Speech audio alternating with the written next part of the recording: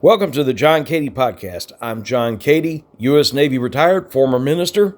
Here in Oklahoma, we just recently observed the release from the county jail in Osage County of disgraced megachurch pastor Robert Morris. He was sentenced to 6 months in jail, followed by 9.5 years probation following a plea agreement involving a case against a minor that dated back to the 1980s. But here's the question. When someone in spiritual authority harms a child, what does justice actually look like? This has been the controversy ever since Robert Morris came to Pawhuska to be held accountable for what he did. More importantly, what does accountability look like when that person spent decades preaching morality? Yesterday, Robert Morris, a well-known megachurch pastor, was released from jail here in Oklahoma and began his probation after pleading guilty to sexually assaulting an underage girl in the 1980s. For some, that's closure, but for others, including myself, it raises more questions than answers. The case itself, Robert Morris was the founder of Gateway Church, one of the most influential megachurches in the United States. The crime dates back decades into the 1980s. The legal resolution only came recently, and the outcome, a plea deal followed by probation and a small amount of jail time, sparked intense public backlash. Not because justice wasn't pursued, but because many believe it wasn't fully delivered. This isn't happening in a vacuum. Cases like Morris and with Jesse Mack Butler, the son of an athletic director, have triggered similar reactions where the legal consequences feel disconnected from the severity of the harm. So the question becomes, are these isolated outcomes or are they symptoms of something deeper?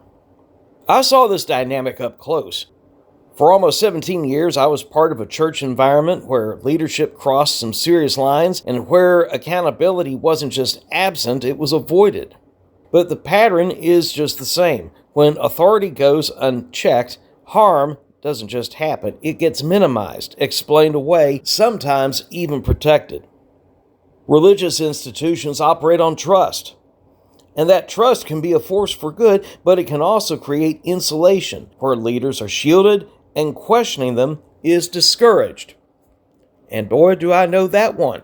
When I questioned things, or if anyone else questioned anything about the founding pastor in particular, we were warned that we're touching God's anointed.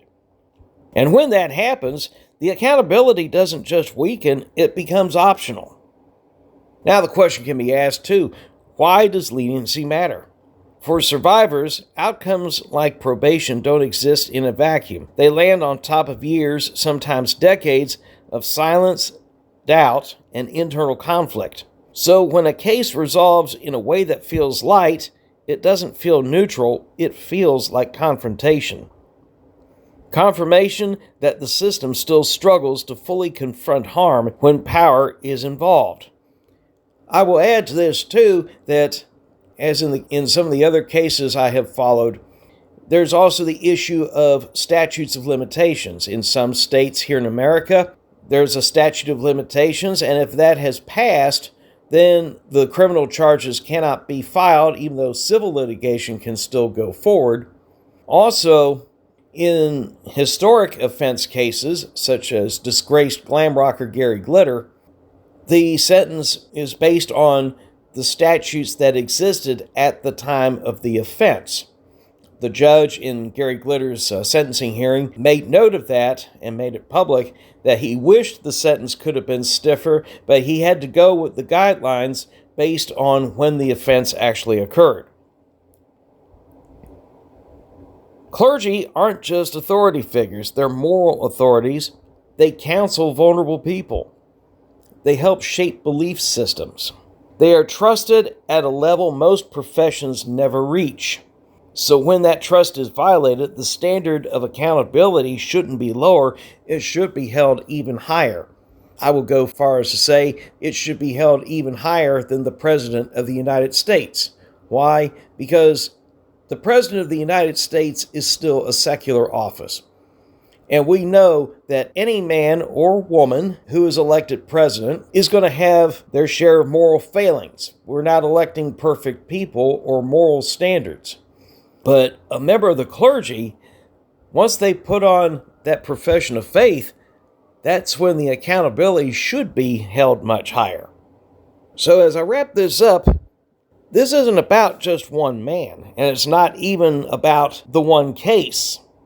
It's about whether institutions that claim moral authority are willing to hold their own leaders accountable in a way that accurately reflects the harm done.